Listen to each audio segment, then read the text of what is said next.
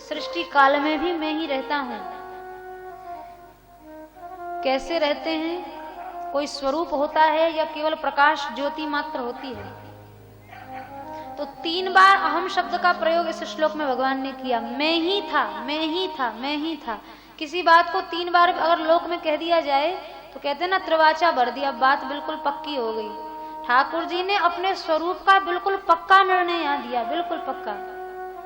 पहले अहम से मैं था, दूसरे अहम से मेरे साथ मेरा परिकर भी था, और तीसरे अहम से मेरे साथ मेरा धाम भी था। जैसे व्यवहार में हम लोग कहते हैं राजा जा रहा है, तो राजा का मतलब, अब सुनने में तो ऐसा आ रहा है कि अकेला राजा जा रहा है, पर राजा शब्द से ही पता चल जाता है कि राजा अकेला तो जाएगा नहीं। राजा के साथ फौज होगी, मंत्री संतरी सेना सैनिक सब होंगे। भले ही ये ना कहा जाए कि सेना सहित राजा जा रहा है, अगर कोई ये कहे राजा जा रहा है तो भी राजा के परिकर का अनुमान बिना कहे लग जाता है। वैसे ही भगवान कह रहे हैं मैं था, तो मैं था का मतलब जब एक राज्य का राजा, एक छोटे से छोटा मंत्री, एक एमएलए, एक विधायक अकेले नहीं जा सकता, तो अखिल कोटि ब्रह्मांड नायक कहीं अकेला रहेगा? मैं था मतलब भगवान तो थे ही, दूसरे अहम में मैं था, यानी मेरे साथ मेरा परिकर भी था, हमारा सब नित्य सिद्ध परिकर था। और कहाँ था? कोई आधार होगा वहीं तो रहेंगे। अब राजा जा रहा है इसका मतलब हवा में थोड़ी उड़ रहा है, जा रहा है तो मतलब जमीन पे ही तो चल रहा है। तो तीसरे अहम शब्द से भगवान ने अपने धाम की नित्यता का बोध कराया, यानी सृष्टि रहे ना रहे, मैं, मेरा परिकर और मेरा धाम सदा रहता ही रहता है। ये तीनों चीजें नित्य हैं। तो आप हैं, आपका परिकर है, आपका धाम है, इसका मतलब भगवान ने सगुण सविशेष स्वरूप के प्रतिपादन की बात कह दी। तो निर्गुण निराकार के विषय में जो लोग कहते हैं क्या वह गलत है? गलत नहीं है, पर इतना अवश्य है। गोस्वामी तुलसीदास जी महाराज ने बड़ा सुंदर कहा है, अंक अगुण आखर सगुण समुझिए उभय प्रकार, खोए राखे आप भत तुलसी चारु विचार। जैसे प्राचीन काल में जब बैंक आदि की जब व्यवस्था नहीं थी तो व्यापारी लोग हुंडी लिखा करते थे। यहाँ से हुंडी लिख दी, अब जाने वाला जहाँ जिस दूसरे राज्य में जा रहा है या शहर में जा रहा है तो वहां जाके वो हुंडी दिखा देता था और उसको दिखाने से पैसा मिल जाता था। तो किसी ने 1000 रुपया जमा किया तो 1000 एक लिख दिया और 4 शून्य आगे, 3 शून्य आगे लगा दी, 1000 हो गया। तो ये तो अंकों में लिखा गया, फिर उसको शब्दों में लिखा जाता था 1000। तो अंक के साथ साथ शब्दों में लिखने से बात बिल्कुल पक्की। अंक में लिखेंगे तो हो सकता है 1000 के आगे 1 शून्य और कोई बढ़ा दे, 1000 का 10,000 बना दे। तो 1000 उतना अंकों में लिखना प्रामाणिक नहीं है जितना शब्दों में लिखना प्रामाणिक है। तो अंक अगुण और आखर सगुण, तुलसीदास जी महाराज कह रहे हैं ठाकुर जी का निर्गुण निराकार स्वरूप तो अंक की भांति है और सगुण साकार स्वरूप शब्दों की भांति है। अंक वाले में कुछ कभी धोखा हो सकता है, पर शब्दों की बात में कभी धोखा हो नहीं सकता। ठीक है, बहुत बड़े बड़े शिविर लगते हैं, लोगों की ऐसी स्थितियां भी हो जाती हैं, ब्रह्मांड तक प्राण पहुंच जाएं और ब्रह्मांड ज्योति का दर्शन हो जाए, लेकिन फिर भी बात में कचाई रह जाती है, पक्की नहीं होती। अब पक्की बात तो सूरदास जी सामने बैठ के गोपाल जी के साथ लीला कर रहे हैं, पक्की लीला तो मीराबाई की है, मैं तो गिरधर के घर जाऊं, रैन दिना वाके संग खेलूं, रात दिन खेलती हूँ, ये पक्की बात है। कोई आके देख ले, मीरा जी कह रही है मारे घर के पिछवाड़े झाड़ मां बैठा कुंज बिहारी, मैंने हरिजू कीनी यारी, मेरे घर के पिछवाड़े कुंज में गिरधर गोपाल बैठे, कोई आके देख ले, ये पक्की बात है। भक्तों के साथ जिस साकार स्वरूप ने लीला की है वो बिल्कुल पक्की बात है, और निर्गुण निराकार की बात में कुछ कचाई रह सकती है। नेत्र बंद किया, अब ध्यान हुआ कि नहीं हुआ, अब ध्यान में क्या दिखा इसका क्या भरोसा, कौन सी ज्योति कौन सा प्रकाश दिखाई पड़ा, कुछ नहीं अता पता। गोस्वामी तुलसीदास जी महाराज ने तो यहां तक कह दिया है, ज्ञान कहे अज्ञान बिनु और तम बिनु कहे प्रकाश, निर्गुण कहे सगुण बिनु सोई गुरु तुलसीदास। गोस्वामी जी कह रहे हैं अगर कोई मनुष्य निर्गुण शब्द को बिना गुण के कह के दिखा दे तो मैं उसको गुरु मान लूं।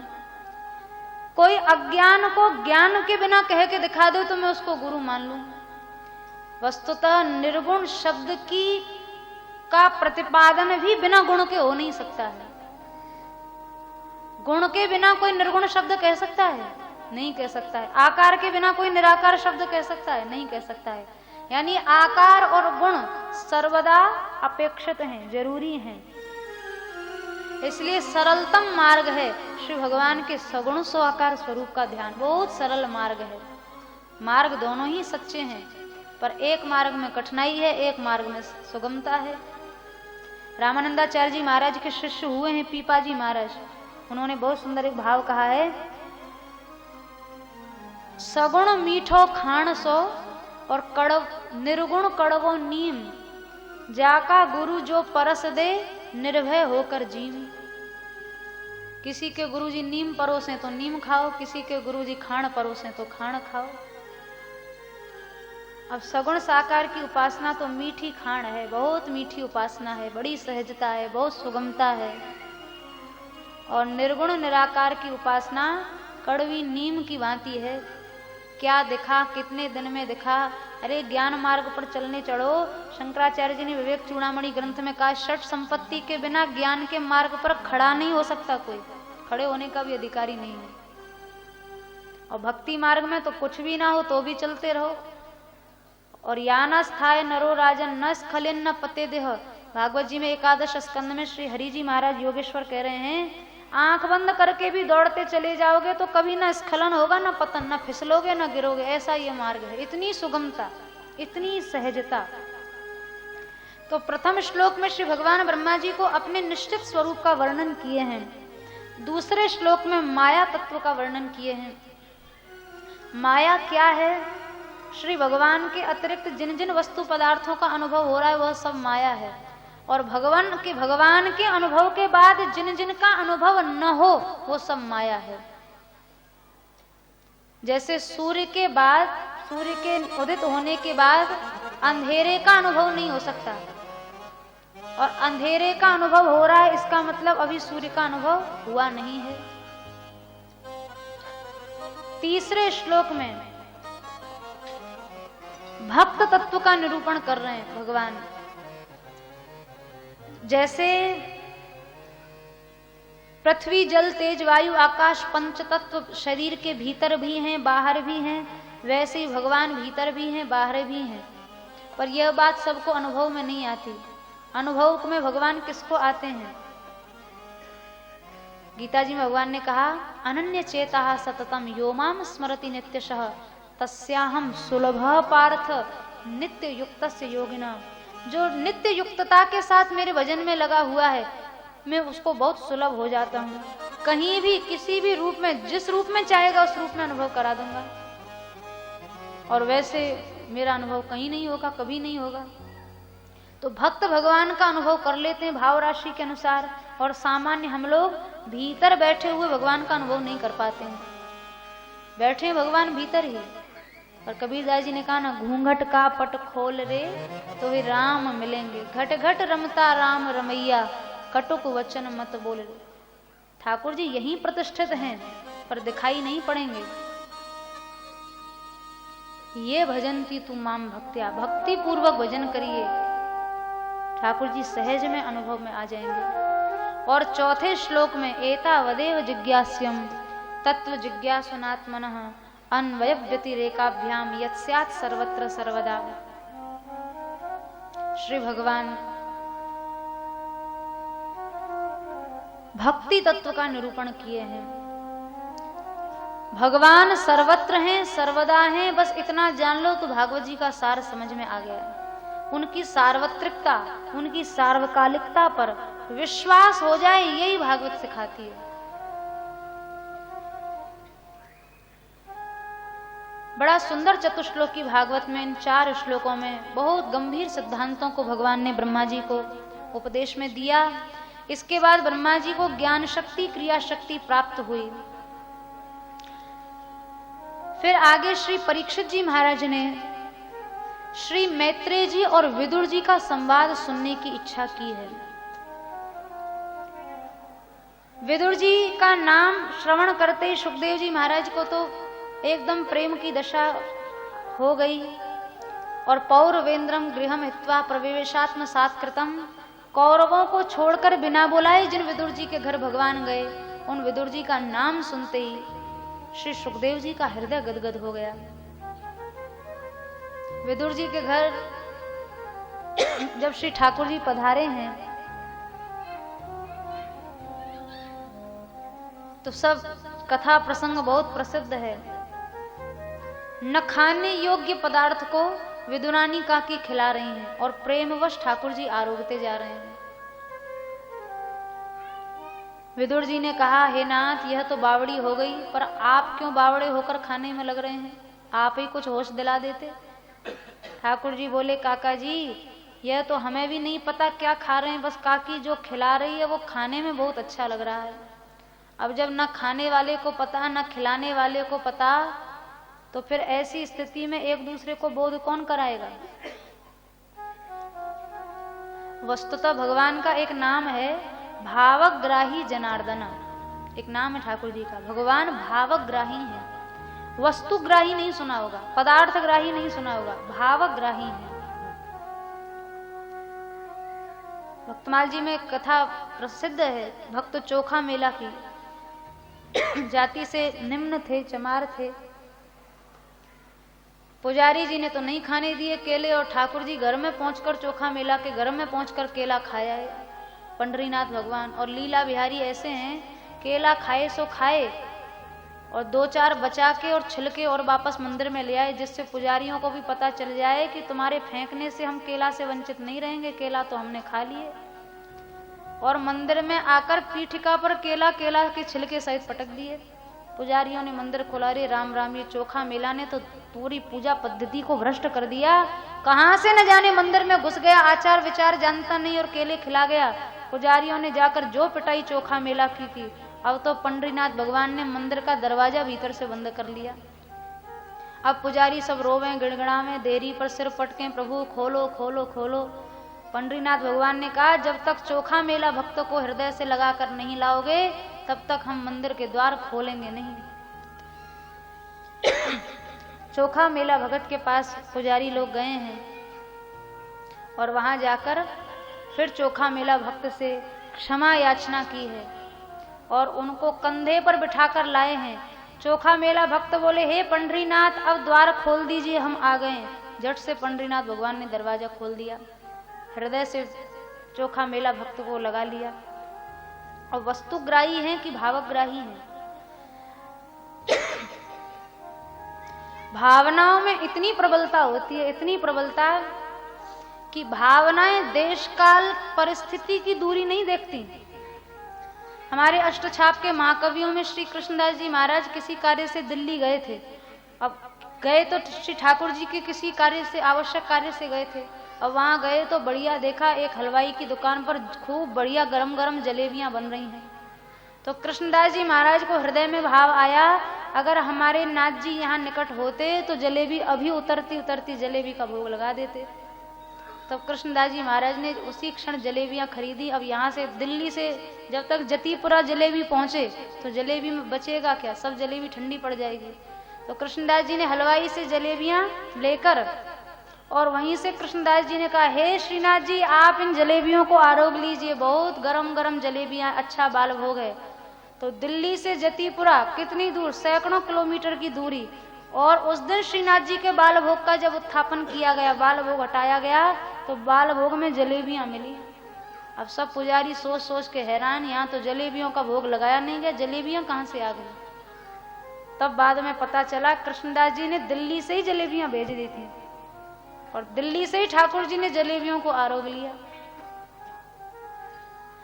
भावग्राही भगवान ऐसे हैं। कितने भक्तों के चरित्र, कितने भक्तों के, सभी भक्तों के भाव का ही तो आस्वाद भगवान ने किया है। भक्तमाल जी में एक भक्त का चरित्र है, श्री त्रिपुरदास जी महाराज शेरगढ़ के निवासी थे, ब्रज के ही निवासी थे। इनका नियम था प्रतिवर्ष श्रीनाथ जी के लिए एक मोटा सा दगला बनवा के भेजते थे, बढ़िया एक रुई का कोट, बहुत सुंदर, उस पे जड़ी का काम करते थे, महीनों उसको बनाते सजाते, फिर श्रीनाथ जी के लिए उसको भेजा करते थे। एक बार दैव इच्छा से कुछ ऐसा समय आया, राजा ने सब टैक्स के रूप में इनका सब धन छीन छान लिया, घर में खाने पीने तक की समस्या हो गई। अब सर्दी का समय आया तो त्रिपुरदास जी को इस बात का कष्ट नहीं कि अन्न जल का अभाव हो गया, त्रिपुरदास जी को मन में पीड़ा हुई कि देखो इस बार हम श्रीनाथ जी को दगला सेवा नहीं कर पाएंगे, बहुत मन में पीड़ा हुई। अब डूबते हुए को तो तिनके का सहारा बहुत है, सोच ही रहे थे, चिंतित थे ही, उसी समय एक सामने पीतल की दवात दिखाई पड़ी। अब तो मन में आया चलो इस दवात को बेचकर जो भी कपड़ा मिलेगा उसको बेचकर एक मोटा सा थान लाल रंग का ले आए। अब इतना पैसा नहीं था कि रुई भरवा में उसको बढ़िया सिलवा में या उसमें बढ़िया जरी का काम करें, इतना पैसा था नहीं। तो त्रिपुरदास जी के मन में एक संकोच बना हुआ था कि इस बार श्रीनाथ जी को दगला भेजें कि नहीं भेजें, ये कहीं नाथ जी के कोमल शरीर में उड़ाने योग्य है। नहीं, इस बार सेवा भले ही छूट जाए, नाथ जी को कष्ट नहीं देंगे। तो हर बार तो त्रिपुरदास जी महाराज जतिपुरा जाकर दगला सेवा करते थे, दगला कोट दिया करते थे श्रीनाथ जी का। इस बार जतिपुरा गए ही नहीं, क्या मुंह लेकर जाऊं, क्या दूंगा, क्या सेवा करूंगा। तो हुआ यह कि श्री ठाकुर जी ने जतिपुरा से अपने ही किसी पुजारी को किसी कार्य से शेरगढ़ में भेज दिया। अब पुजारी जी के मन में भगवत इच्छा से स्मरण हुआ कि त्रिपुरदास जी हर बार सर्दी में दगला सेवा करते थे, इस बार आए नहीं, आने का कष्ट भी ना करना पड़े, हम आए हुए हैं तो दगला ले चलें। त्रिपुरदास जी के घर में पहुंच गए, त्रिपुरदास जी इस बार श्रीनाथ जी का दगला नहीं भिजवाया आपने, देखो भगवान ने प्रेरणा दी है, आप जल्दी से दगला की सेवा कर दें। तो भंडारी गया हुआ था, श्रीनाथ जी का भंडारी, तो श्री त्रिपुरदास जी महाराज ने वही जो थान पड़ा हुआ था बहुत मन मसोस के और बड़े कष्ट के साथ, बड़े संकोच के साथ वह थान का कपड़ा दे दिया। बोले भैया ऐसा करना, इसको ले जाकर श्रीनाथ जी की पोशाकों के नीचे बिछाने में काम में ले लेना, श्रीनाथ जी के श्रीअंग पर धारण करने योग्य तो यह वस्त्र है नहीं। तो भंडारी लेकर गया और त्रिपुरदास जी ने यह भी प्रार्थना कर दी थी, गोसाई जी महाराज को मत बताना, आप बताएंगे तो वो किसी न किसी तरह श्रीनाथ जी को ये उड़ा ही देंगे। अब भंडारी गया, उसके मन में बड़ा अजीब सा भाव आ रहा था, अरे राम राम ये कैसा थान का कपड़ा बेकार सा, ये कहीं नाथ जी के योग्य, हर बार इतना भेजते थे, अब इतनी कृपणता आ गई। तो ले जाकर भंडारी ने उसको श्रीनाथ जी की पोशाकों के नीचे बिछा दिया। अभी दगला आए हुए एक रात नहीं बीती थी और उसी रात श्रीनाथ जी को ठंड चढ़ने लग गई। अब श्रीनाथ जी रात भर सोए नहीं, रात भर नहीं सोए। अगले दिन गोसाई जी सेवा में गए तो लाल लाल नेत्र कमल देखकर घबरा गए, नाथ जी आप सोए नहीं। अरे सोए कैसे, रात भर ठंड लगती रही। तो आप प्रभु आज्ञा कर देते, आपको बढ़िया मोटे मोटे दगला पहना दिए जाते, अंगीठी जला दी जाती, आपकी किसी तरह से शीत की व्यथा दूर कर दी जाती। श्रीनाथ जी बोले तो कौन बड़ी बात है, अभी भी तो ठंड लग रही, अब कौन सी ठंड की पीड़ा दूर हो गई है, जल्दी कोई व्यवस्था करो। तो गोसाई जी ने पुजारी जी को कह के बढ़िया बढ़िया मोटे मोटे ऊनी और रुई के दगला मंगाए, एक के ऊपर एक धारण कई दगला पहना दिए।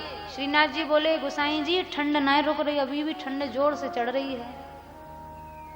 गोसाई जी ने कहा भैया अंगीठी की व्यवस्था करो, श्रीनाथ जी को सेक दिया जाएगा।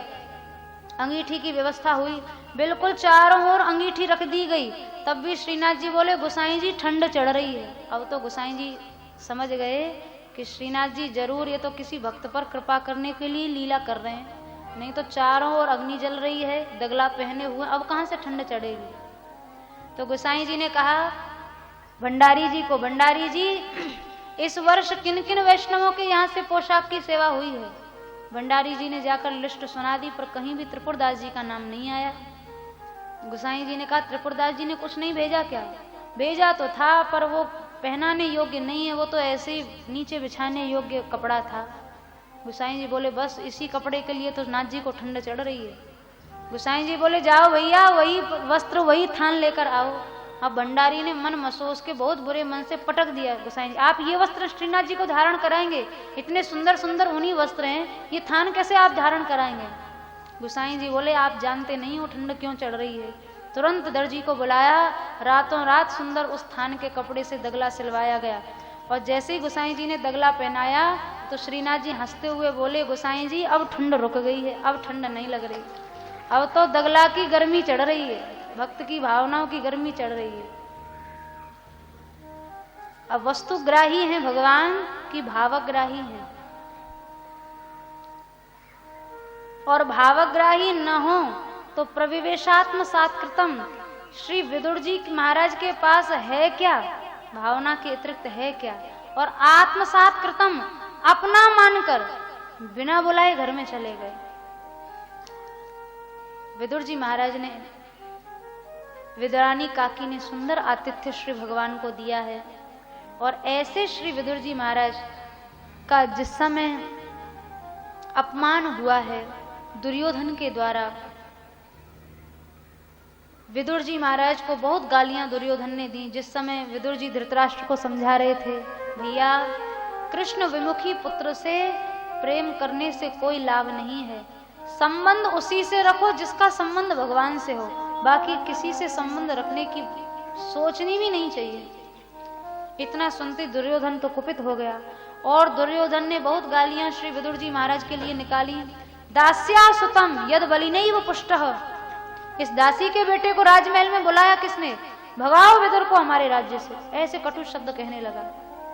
एक तो विदुर जी आयु में बड़े, अवस्था में बड़े, मंत्री के पद पर और भक्त हैं। जैसे ही विदुर जी का अपमान किया है, विदुर जी अपना निस्वार्थ भाव से उसी प्रसन्नता के साथ धनुष को देहरी पर रखकर और तीर्थ यात्रा करने के लिए चले गए। उस समय सुखदेव जी महाराज ने कहा है, स निर्गतः कौरव पुण्य लब्धो गजाव या तीर्थ पदः पदानी। देखो सुखदेव जी कह रहे हैं, परीक्षित जी विदुर जी नहीं जा रहे हैं, ये कौरवों का पुण्य उनको छोड़कर जा रहा है। और अब कौरवों को मारने की जरूरत नहीं, विदुर जी के अपमान से मर चुके हैं कौरव। 36 साल तक विदुर जी ने तीर्थ यात्रा की है, उसके बाद 36 वर्ष तक, और उन 36 वर्षों में जगह जगह विदुर जी महाराज ने सत्संग किया, जिनमें उनके 2 सत्संगों की चर्चा बड़ी प्रमुख है। एक सत्संग उद्धव जी से यमुना जी के किनारे हुआ, और दूसरा सत्संग श्री मैत्रेय मुनि से श्री गंगा जी के किनारे हुआ।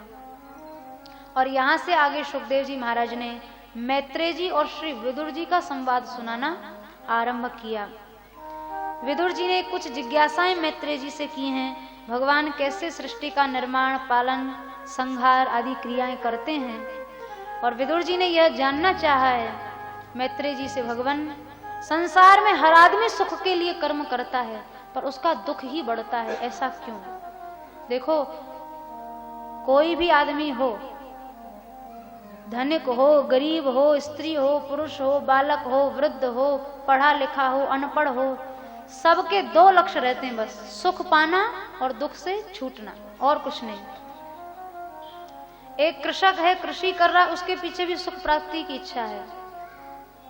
एक अध्यापक है, अध्यापन का कार्य कर रहा है, उसके पीछे भी सुख प्राप्ति की इच्छा है। एक व्यापारी व्यापार का कार्य कर रहा है, उसके पीछे भी सुख की इच्छा है। निरंतर हर जीव सुख की प्राप्ति के लिए भाग रहा है, पर फिर भी उसका दुख ही बढ़ता जा रहा है, ऐसा क्यों? मैत्रेय जी महाराज ने कहा, विदुर जी सुख के लिए मनुष्य यत्न तो बहुत करता है, पर सुख जहां है वहां यत्न नहीं करता। ये कष्ट का विषय है, जहां सुख है वहां यत्न नहीं करता। सुख कहां है? सूरदास जी महाराज का बहुत सुंदर भाव है।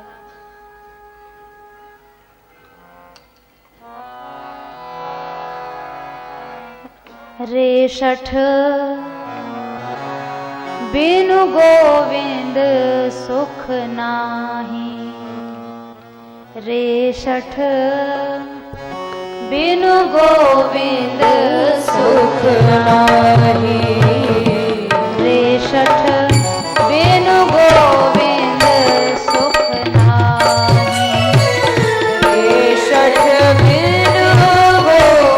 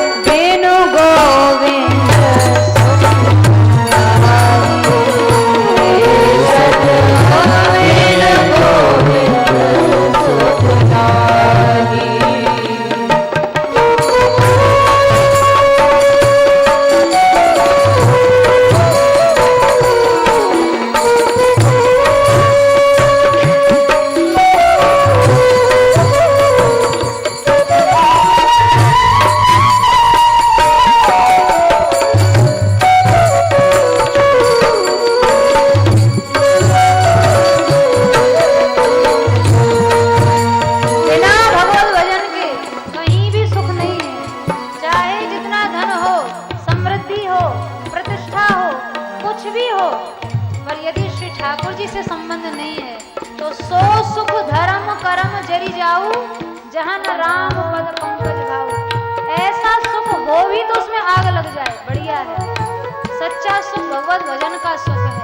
जगत पिता जगदीश भजन बिन सुख तीनों पुर नाही। सूरदास जी कह रहे हैं, सूरदास भगवंत भजन बिना, सूरदास भगवंत भजन बिना, सूरदास भगवंत भजन बिना, सूरदास भगवंत भजन बिना, दुख कबहू नहीं जाही, दुख कबहू नहीं जाही। रे सत वेणु गोविंद सुखदाई, रे सत वेणु गोविंद सुखदाई,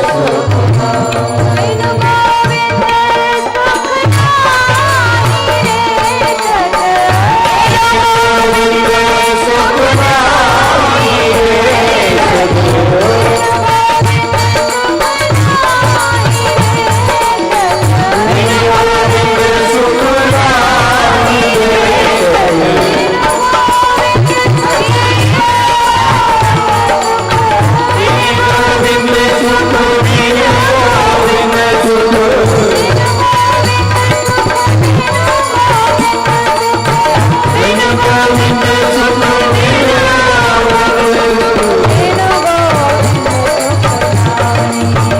सत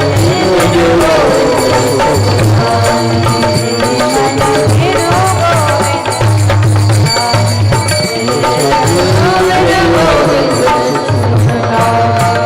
रे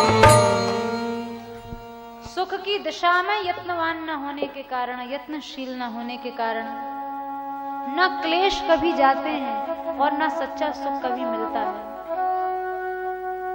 हमारे पूज्य महाराज जी का एक बड़ा सुंदर भाव है, सुख सागर गोविंद नाम है, रसना जो तू गाए, रसना जो तू गाए।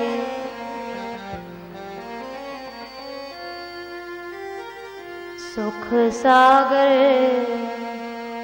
गोविंद नाम है, रसना जो तू गाए, रसना जो तू गाए। तो जड़ जीव जन्म की तेरी बिगड़ी हो बन जाए, रसना जो तू गाए,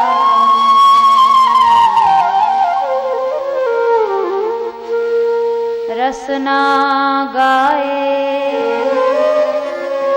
ध्यान लगाए, हिय में अति सुख पाए।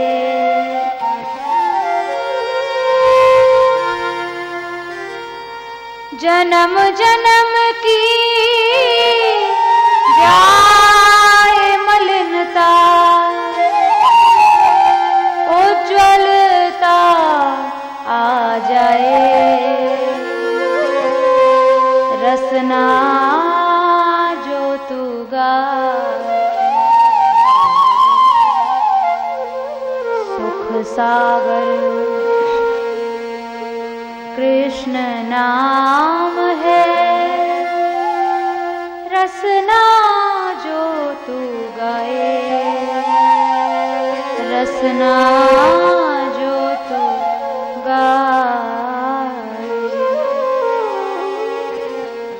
जहाँ सुख है, जहाँ रस है, जहाँ आनंद है, मनुष्य सदा उससे विमुख होकर चलता है और उससे विमुख होकर सुख की आशा में जीवन भर दौड़ लगाए। सुख मिलेगा?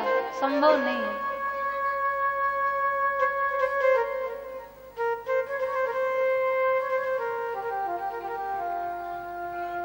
कितनी जगह गोसाई जी महाराज ने यह भाव कहा है,